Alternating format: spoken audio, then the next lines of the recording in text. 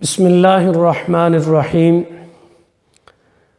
عن عائشة رضی اللہ عنہا كان رسول اللہ صلی اللہ علیہ وسلم اذا دخل العشر شد مئزره وأحيا ليله وأيقظ أهله رواہ البخاری و مسلم۔ معزز و مکرم خواتین و حضرات، سامعین و سامعات، آج 20 رمضان المبارک ہے اور آج شام غروب آفتاب کے ساتھ رمضان المبارک کے آخری عشرے کا آغاز ہو جائے گا۔ سیدہ عائشہ صدیقہ ام المؤمنین رضی اللہ تعالی عنہا اس آخری عشرے کے متعلق فرماتی ہیں کہ جب رمضان کا آخری عشرہ شروع ہو جاتا تو رسول اکرم صلی اللہ علیہ وآلہ وسلم شد مئزرہ اپنی کمر کس لیتے تھے، وَأَيْقَظَ وَأَحْيَا لَيْلَهُ اور اپنی راتیں مکمل جاگتے تھے، وَأَيْقَظَ أَهْلَهُ اور گھر والوں کو بھی بیدار کرتے تھے۔ یہ رمضان المبارک کے آخری عشرے کی اہمیت کی وجہ سے ہے، اور اس آخری عشرے کی قسم اللہ نے کھائی ہے وَالْفَجْرِ وَلَيَالٍ عَشْرٍ، فجر کی اور 10 راتوں کی قسم۔ اور مفسرین اہل علم نے لکھا ہے کہ، اور حضرات صحابہ کرام سے ظاہر ہے، یہ روایات منقول ہیں، تفسیری روایات، کہ یہاں 10 راتوں سے مراد رمضان المبارک کی آخری عشرے کی 10 راتیں مراد ہیں۔ اور ایک حدیث پاک کا مفہوم یہ ہے کہ رسول اللہ صلی اللہ علیہ وسلم نے ارشاد فرمایا کہ دنوں میں سب سے زیادہ مبارک اور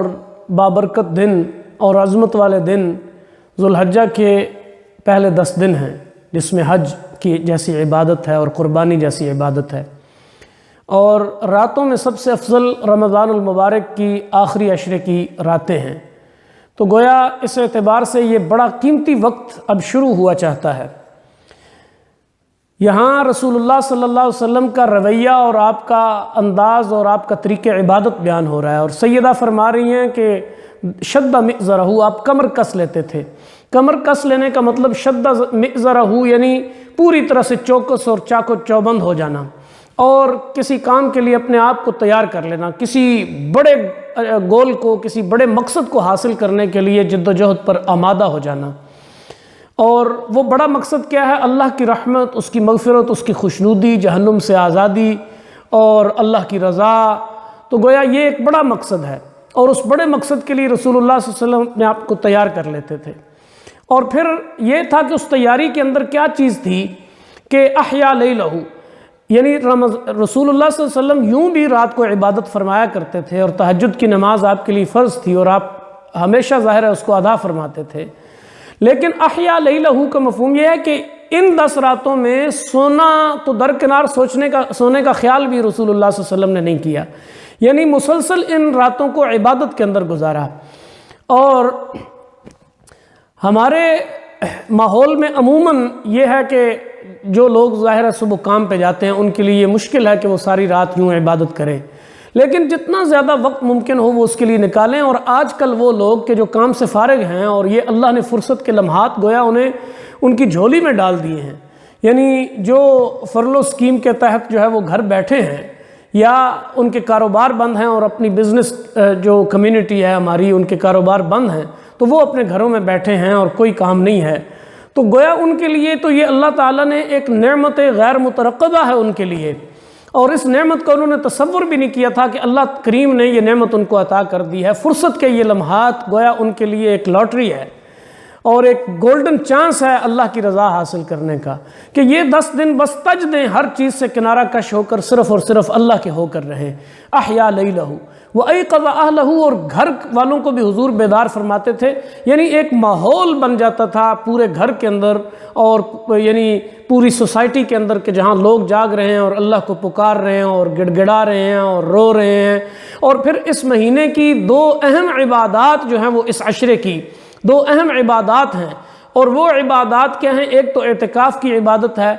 اعتکاف کا لفظی مطلب ہوتا ہے چمٹ جانا، سٹک ہو جانا، اور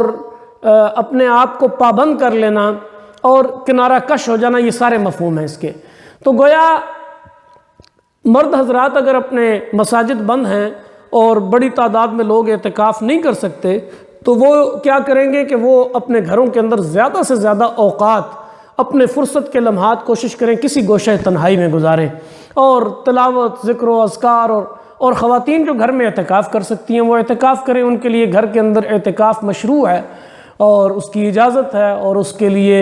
یعنی فضیلت والی بات ہے۔ پھر میری وہ مائیں اور بہنیں جنہیں کسی جو ہے نا وہ اس عشرے کے اندر اگر بیماری کا سامنا ہو جائے اور نماز ان سے معاف ہو جائے تو اس کا یہ مطلب نہیں ہے کہ باقی عبادات بھی روک دی جائیں، باقی عبادات کی کثرت کریں، یعنی اس دوران آپ ظاہرہ ذکر و اذکار کر سکتی ہیں، تسبیحات کر سکتی ہیں، دعائیں کر سکتی ہیں، اللہ کے حضور اپنے جو ہے نا وہ گناہوں کی معافی اور التجا اور رونا اور گڑ گڑانا اور اللہ کو منانا، ظاہر یہ امر مانے نہیں ہے۔ نماز اگر ممنوع ہے یا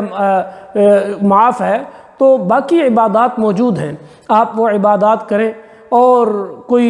اسلامک لٹریچر کا مطالعہ کریں، کوئی قرآن و حدیث کا مطالعہ کریں، کوئی تفاسیر کو دیکھیں، تو گویا وہ سارے امور کے جو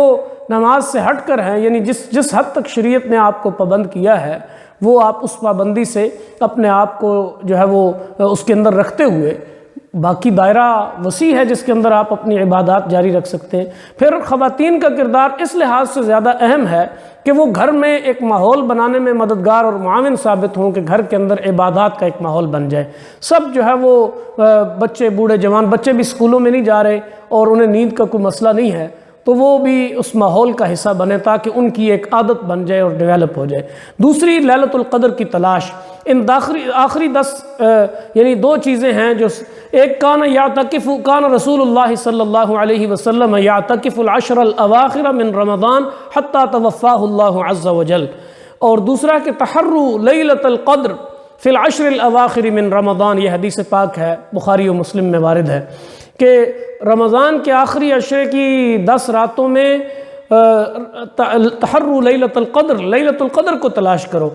اور جو 1000 مہینوں سے افضل رات ہے، جس میں فرشتوں کا نزول ہوتا ہے، جس میں اللہ کی رحمت و برکات عروج پر ہوتی ہیں اور اللہ حظ وافر جو ہے وہ نصیب فرماتا ہے جو اس وقت مانگ رہے ہوتے ہیں۔ اس لیے ان مبارک گھڑیوں کو ضائع نہ کیا جائے، زیادہ سے زیادہ ان سے فائدہ اٹھایا جائے، اور جو عبادت ممکن ہو بن پڑے اسے پوری توجہ، یکسوئی، دل جمعی، شوق اور جذب کے ساتھ بجا لایا جائے تاکہ اللہ کریم کے ہاں ہمارے درجات بلند ہوں اور مالک کریم ہماری خطاؤں سے صرف نظر فرمائے، اور یہ جو آفات اور مصائب اور جس بڑی مصیبت کے اندر ہم گھرے ہوئے ہیں اللہ سے رو کر التجا کی جائے کہ مالک کریم ہمارے گناہوں کے باوجود تو ہمیں معاف فرما دے کہ تو رحیم و کریم ہے اور بڑے لطف و کرم کا مالک ہے، اور تیری ذات بڑی وسیع رحمت والی ہے۔ اس رب کی رحمت کو پکارا جائے۔ اللہ کریم ہمیں سمجھ اور عمل کی توفیق عطا فرمائے۔ وما علینا الا البلاغ۔